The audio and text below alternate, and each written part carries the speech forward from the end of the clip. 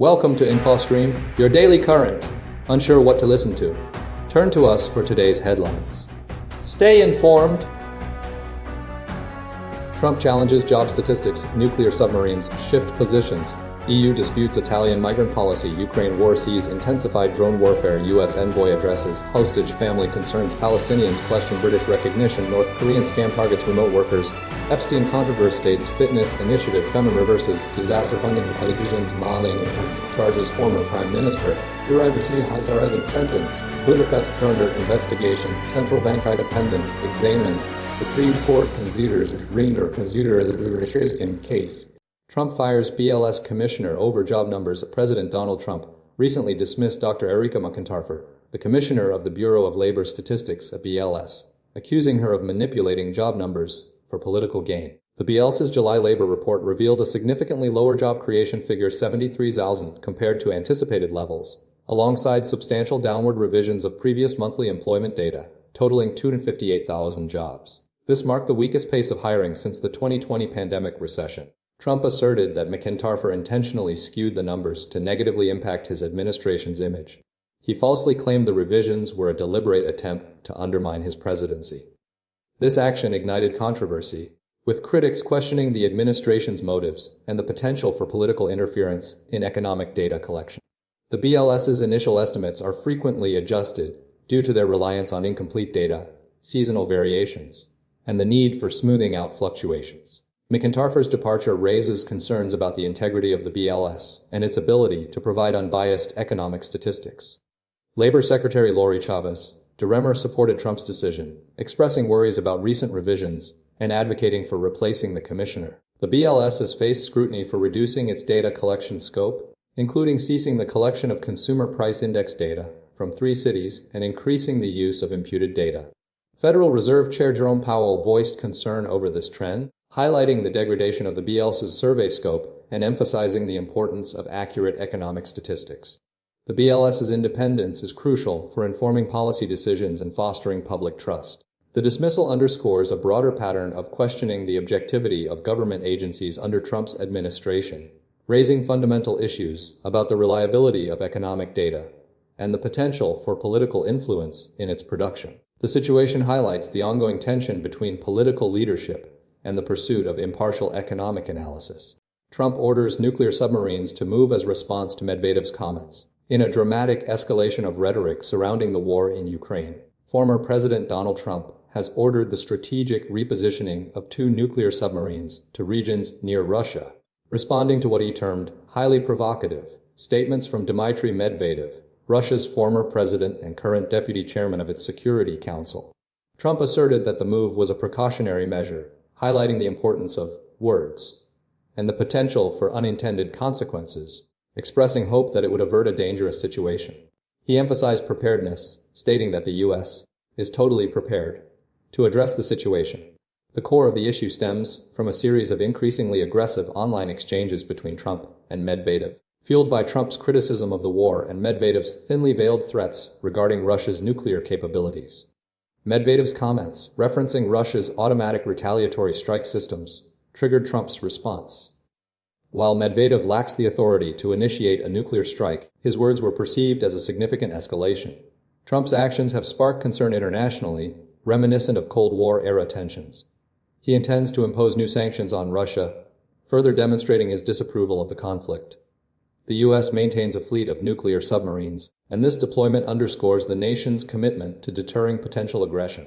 The Pentagon has not immediately confirmed the exact location of the submarines, adhering to standard protocols for maintaining operational security. However, the move represents a deliberate and forceful response to Medvedev's provocations. Trump plans to send his special envoy, Steve Witkoff, to Russia within the coming days, although specific details of his trip remain undisclosed.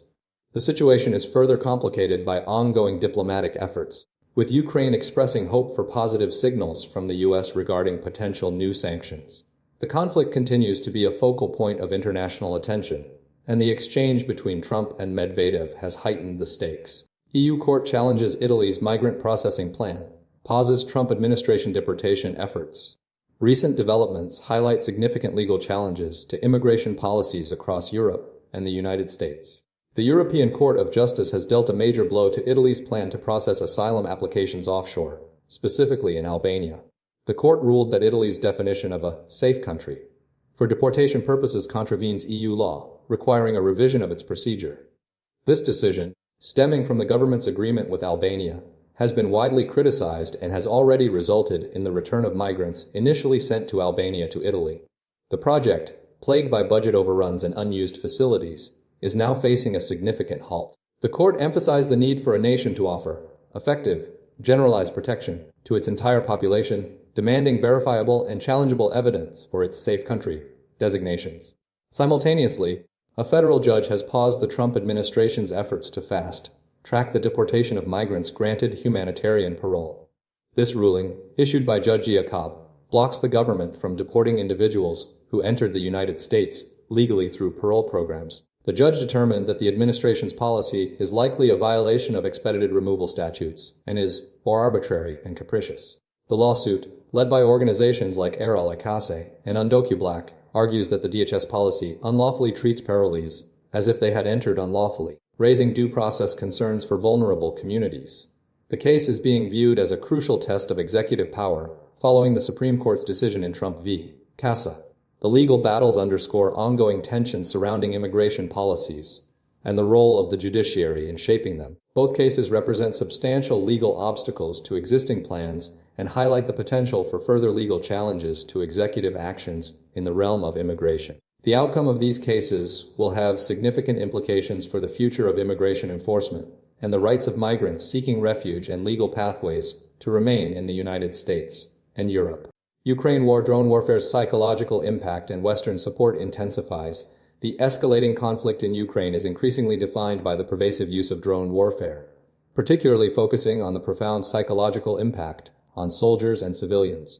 Ukrainian drone operators, like Pavlo, are utilizing first-person view (EFPV) drones to target armored vehicles and infantry, but the constant buzz of these drones is creating widespread droneophobia, a trauma triggered by the sounds of the devices. Soldiers are experiencing heightened anxiety, exhibiting behaviors like switching off lights and seeking refuge, highlighting the weaponization of sound as a strategic tool.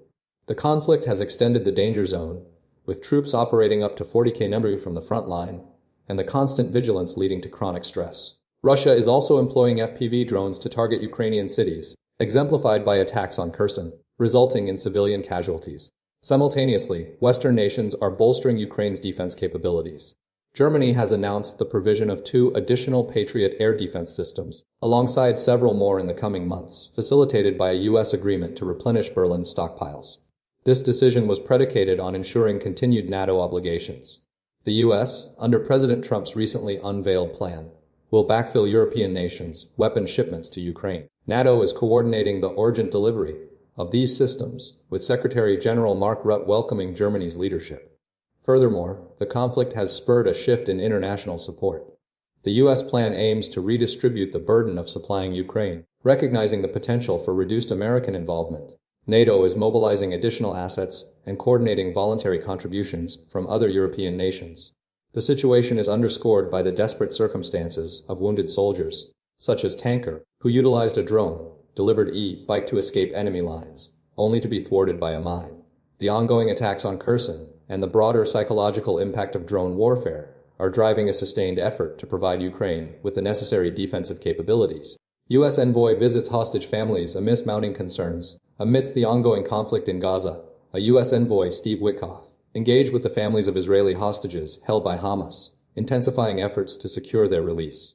The visit occurred as concerns escalated regarding the deteriorating conditions of the remaining hostages, highlighted by the release of propaganda videos depicting them in a severely weakened state. 49 hostages remain in Gaza, 27 of whom have died. Witkoff's meetings with the hostage families coincided with a renewed push for an all-or-nothing approach to negotiations, with Witkoff asserting that a comprehensive deal, involving the immediate release of all 50 hostages, is the only viable path to an end to the conflict. He stated that if the hostages were not returned alive, those responsible would be held accountable. The U.S. government, alongside Egypt and Qatar, has been mediating ceasefire talks, but these have stalled due to Hamas's demands for increased humanitarian aid into Gaza. The conflict continues with Israeli forces maintaining a, without rest, approach to fighting in Gaza, contingent on a hostage release agreement. Army Chief of Staff Lieutenant General Ayal Zamir emphasized this stance, indicating that a deal must be reached within the coming days. Simultaneously, Israel's military has denied accusations of intentional starvation within Gaza, attributing the suffering to Hamas's actions. The situation in Gaza remains dire, with over 60,000 Palestinians confirmed dead, according to the Hamas-run health ministry, a figure corroborated by the UN. International observers report widespread civilian casualties and a severe humanitarian crisis, compounded by the closure of Gaza's borders, preventing the entry of vital aid. The U.S. envoy's visit followed a visit to a U.S.-backed aid station aimed at addressing the humanitarian crisis. However, the blockade and ongoing fighting continue to impede aid delivery. The conflict has resulted in significant casualties on both sides, with over 98 Israeli soldiers killed, according to Israeli military figures. The release of propaganda videos showcasing the hostages' condition has further amplified international pressure for a resolution. Negotiations remain complex, with Hamas demanding concessions on the blockade and Israel insisting on the disarmament of the militant group. The situation is marked by a cycle of violence and uncertainty, with the immediate fate of the hostages hanging in the balance. British recognition plan sparks skepticism among Palestinians. Recent reporting focuses on the potential impact of Britain's planned recognition of a Palestinian state at the UN General Assembly, highlighting deep skepticism among Palestinian communities. The core issue revolves around the historical context of British involvement in the region, particularly the 1917 Balfour Declaration, which promised a Jewish homeland in Palestine, while simultaneously failing to acknowledge existing Palestinian Arab communities and their rights. This historical misstep fuels Palestinian distrust, with figures like Palestinian delegation head Husam Zomlot asserting that Britain's actions have created a historical injustice that continues to affect the situation today. Israeli settlements in the West Bank remain a central point of contention. The rapid expansion of settlements, spearheaded by figures like Finance Minister Bezalel Smotrich, is viewed as a deliberate attempt to prevent the establishment of a Palestinian state and solidify Israeli control. Smotrich's rhetoric advocating for sovereignty and openly discussing the removal of Palestinians demonstrates a fundamental lack of willingness to compromise. The violence perpetrated by some settlers, including attacks on villages like Tabi, further exacerbates Palestinian fears and distrust. In Tabi, residents, like Kamal Taya, experience direct threats and violence, highlighting the precariousness of life under Israeli occupation. The UK's recognition plan, while welcomed by Zomlot as a first step towards implementing a two-state solution, is met with the sentiment, "It's too late," by many Palestinians due to the deeply ingrained historical grievances. Israeli political figures, such as Knesset member Simcha Rothman, vehemently oppose the recognition plan, arguing that it rewards Hamas terrorism and that Britain's imperial past should not be invoked to justify current actions. Rothman's rejection of Starmer's conditions, including a ceasefire and revival of the two-state solution, underscores the fundamental differences in perspectives. The ongoing expansion of settlements, coupled with the historical baggage of the Balfour Declaration, continues to shape Palestinian perceptions and contribute to a sense of pessimism regarding the prospects for a peaceful resolution. The situation remains fraught with tension and distrust, demonstrating the complex and deeply rooted nature of the Israeli-Palestinian conflict. North Korean IT workers, a sophisticated scam exploiting remote work. A significant and ongoing problem involves North Korea utilizing IT workers abroad to generate substantial income for the regime. These workers, often operating under false identities, secure remote positions primarily in the US and Europe, exploiting the rise of remote work and international sanctions against North Korea. Jin Soo, a former IT worker for the regime, provided extensive testimony to the BBC, detailing how he and colleagues secured hundreds of fraudulent identities to apply for jobs, frequently posing as Chinese, Hungarian, Turkish, or UK citizens. He explained that presenting an Asian face significantly increased their chances of employment, facilitated by the ease of applying online and through platforms like Slack. The scheme's success is attributed to the regime's ability to target countries with relaxed screening processes and a willingness to hire remote workers. Jin Soo's operation involved a network of facilitators based in the West and China who manage the collection of earnings. Estimates suggest that North Korean IT workers generate between 250 million and 600 million annually. Several hiring managers have reported spotting dozens of potential North Korean IT workers during their recruitment processes, with one, Rob Henley of Ali Security, interviewing up to 30 suspects. Henley employed tactics like requesting video calls to verify the time of day, revealing the candidate's location. Another incident involved a Polish cybersecurity firm, Vidok Security Lab, where a candidate appeared to be utilizing AI-powered face-swapping technology. The BBC's investigation, supported by pièce and testimony from other defectors like Hyun-Sung Lee, corroborates Jin Su's account. A U.S. woman was recently sentenced to over 8 years in prison for assisting North Korean IT workers. The BBC attempted to contact the North Korean embassy in London for comment, but received no response. This complex operation highlights a significant vulnerability in the global cybersecurity landscape and underscores the ongoing efforts to combat North Korea's illicit activities. The use of AI and sophisticated identity fraud further complicates the detection and prevention of these fraudulent schemes. The Epstein controversy, a persistent challenge for the White House. Recent developments surrounding the Jeffrey Epstein investigation continue to pose a significant challenge for the Trump administration, demonstrating a persistent public interest and fueling ongoing scrutiny. Despite the Justice Department's declaration that Epstein's client list doesn't exist, the administration's efforts to quell the uproar have been hampered by a lack of tangible information, and the president's own statements, which have inadvertently reignited controversy. A key element of the administration's strategy involves releasing grand jury transcripts related to the investigations of Epstein and Ghislaine Maxwell, alongside the Justice Department's interview with Maxwell while she was incarcerated. However, the limited scope of these transcripts, testimony from only 2 law enforcement officials, has failed to satisfy public demand for more substantial details.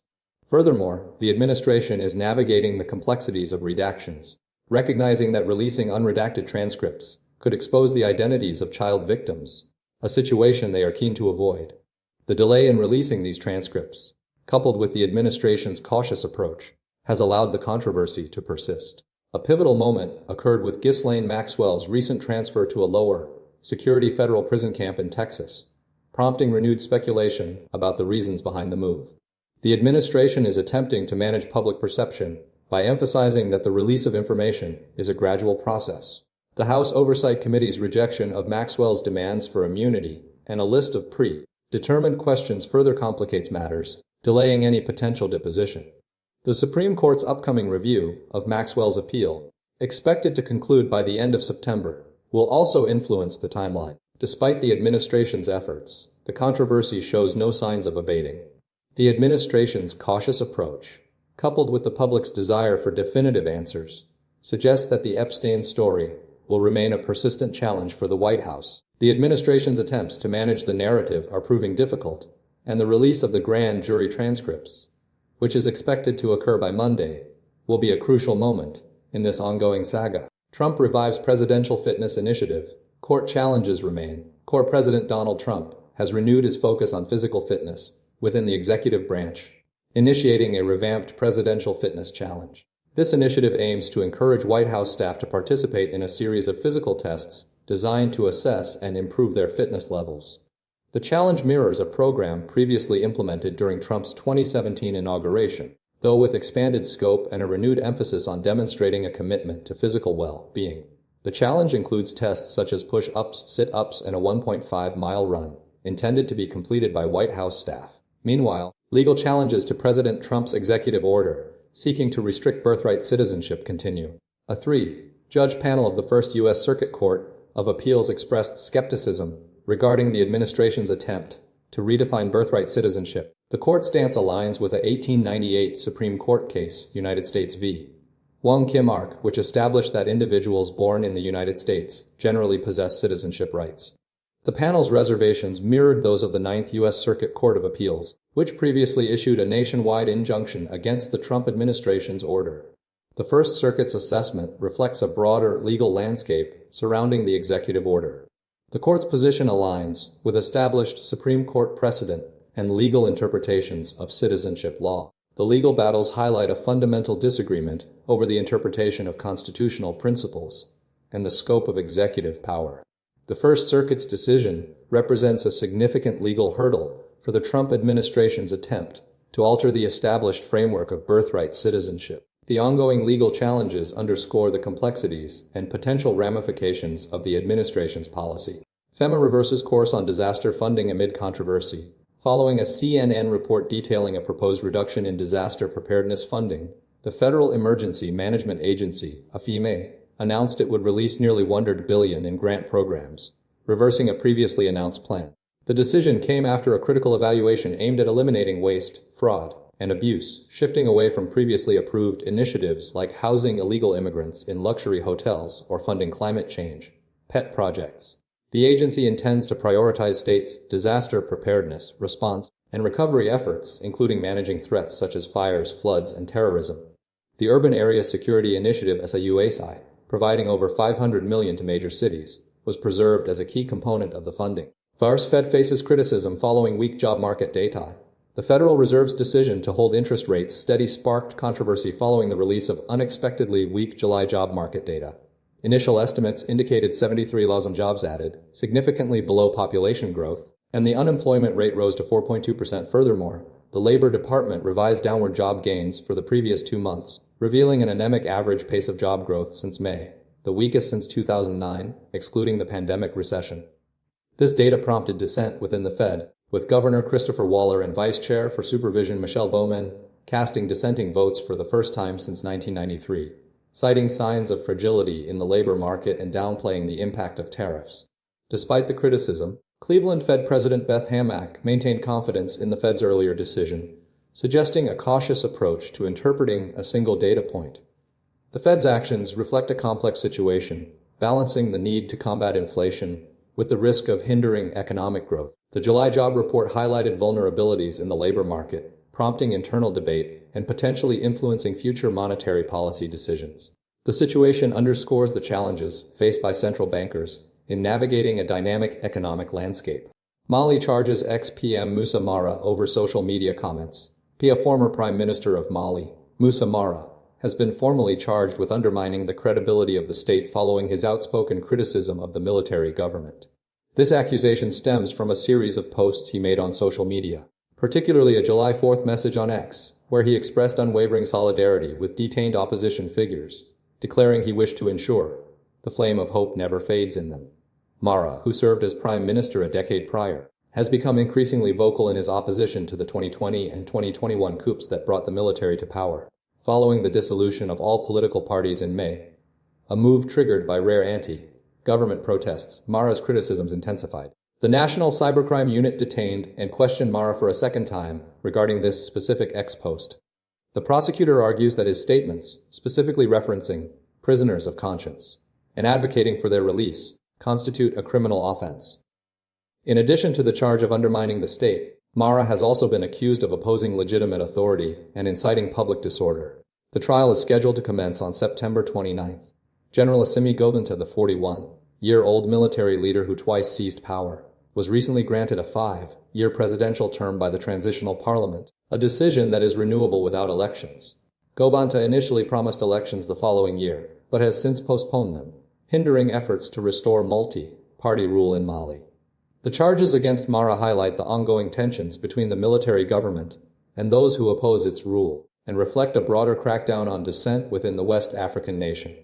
The situation underscores the challenges facing Mali as it attempts to transition to a more democratic government after years of instability. Uribe sentenced to house arrest following landmark conviction. Colombian former president, Álvaro Uribe, has been handed a sentence of 12 years of house arrest following his conviction on charges of witness tampering and fraud. This marks a historic event, as Uribe is the first former head of state in Colombia's history to be formally convicted of a criminal offense. The judgment, delivered in Bogotá, also includes a substantial fine of 578,435,000 ERV. Uribe, age 73, vehemently maintains his innocence and intends to appeal the verdict, arguing that the case was politically motivated with the intent to silence a prominent voice within the democratic opposition. The case stemmed from allegations surrounding his involvement in the alleged manipulation of witnesses during investigations related to illicit financial dealings. The prosecution presented evidence suggesting Uribe attempted to influence testimony to protect himself and associates. While Uribe has long been a divisive figure in Colombian politics, enjoying considerable support despite accusations of collaborating with right-wing paramilitary groups to combat leftist rebel groups, he is now facing serious legal repercussions. The conviction has ignited considerable debate within Colombia, raising questions about the rule of law and the potential impact on the country's political landscape. Supporters of Uribe gathered outside the court in Bogotá, demonstrating continued faith in his leadership. The legal proceedings have been lengthy and complex, highlighting the challenges of prosecuting high-profile figures in a politically charged environment. The appeal process is expected to be protracted, further intensifying the political tensions surrounding this landmark case. Uribe's future remains uncertain as he navigates the legal challenges ahead. Budapest Pride protest and mayor's investigation of Budapest Mayor Gergely Karacsony faced questioning by the National Bureau of Investigation on June 28 following the organization of a banned LGBTQ Pride march. Despite threats of fines and a government-imposed ban, a record-breaking 200,000 people participated in the rally, which quickly transformed into an anti-government protest. The event's legality was contested by Prime Minister Viktor Orban's nationalist government, which had previously enacted legislation restricting public gatherings if they violated child protection laws concerning the promotion of homosexuality. Karacsony, wearing a rainbow T-shirt symbolizing the city's coat of arms, defended his actions, asserting that neither freedom nor love can be banned. He maintained that the accusation against him was unfounded and announced his intention to file a complaint.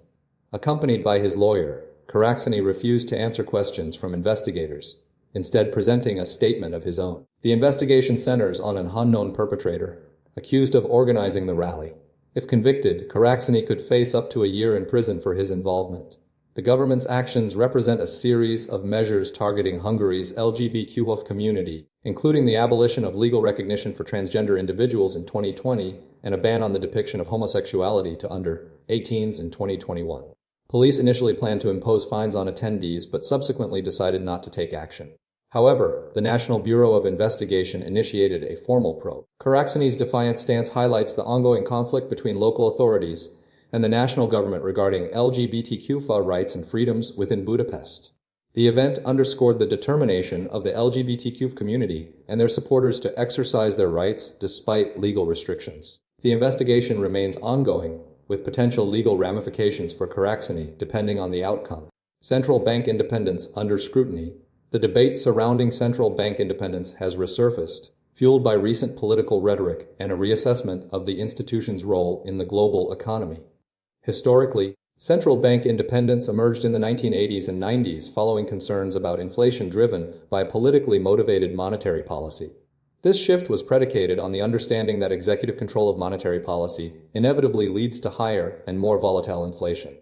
Figures like Gordon Brown, then Chancellor of the Exchequer, explicitly advocated for this independence, aiming for decision-making to be more effective, open, accountable, and free from short-term political manipulation. However, central banks' expansion of their mandates beyond simply maintaining monetary stability has created vulnerabilities. They increasingly engaged in fiscal policy discussions, and particularly after the 2007-08 financial crisis, took on responsibilities in banking supervision and macroprudential policy. This expansion, coupled with a period of widespread hero worship surrounding figures like Alan Greenspan, elevated expectations about central banks' ability to stimulate employment and growth. Donald Trump's repeated threats to replace Federal Reserve Chair Jerome Powell highlight the fragility of this independence. This echoes a similar situation in the 1970s when then Fed Chair Arthur Burns yielded to pressure from President Richard Nixon, contributing to the Great Inflation. The current controversy underscores the importance of maintaining a clear focus on the core mandate, ensuring monetary stability and low inflation. The excessive use of quantitative easing following the 2008 crisis, while initially preventing a second Great Depression, became increasingly problematic as inflation exceeded the 2% target.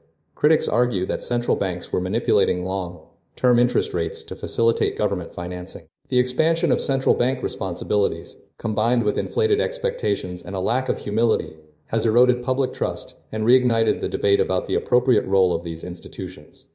Ultimately, central bank independence hinges on a disciplined approach, prioritizing the core mandate and avoiding overreach. Supreme Court weighs Redistricting case, addresses Voting Rights Act. The Supreme Court has taken up several significant cases involving voting rights and redistricting, signaling a potential shift in its approach to the Voting Rights Act. The most prominent case revolves around Louisiana's congressional map, where the court is examining whether the state's efforts to remedy a Voting Rights Act violation constitute a constitutional infringement. The court has ordered a new round of briefing, requesting arguments concerning whether states can create additional minority districts to ensure equal voting opportunity without violating the 14th or 15th Amendments. In a related development, the Supreme Court has paused the termination of LGBTQ health research grants, issuing a preliminary injunction against the National Institutes of Health's directives. This action stemmed from a lawsuit filed by the American Association of Physicians for Human Rights, alleging unlawful discrimination in the NIH's funding decisions, which were primarily targeting LGBTQ-related research projects. The court's intervention suggests a concern about the potential for bias in the NIH grant allocation process. Furthermore, the Supreme Court has signaled a broader review of redistricting practices nationwide, specifically focusing on the tension between the Voting Rights Act and the Equal Protection Clause of the 14th Amendment. The Louisiana case serves as a pivotal test, as the court's decision will likely have ramifications for redistricting efforts across the country. The court is grappling with the question of how much leeway states should have in drawing district lines, based on race, to ensure fair representation.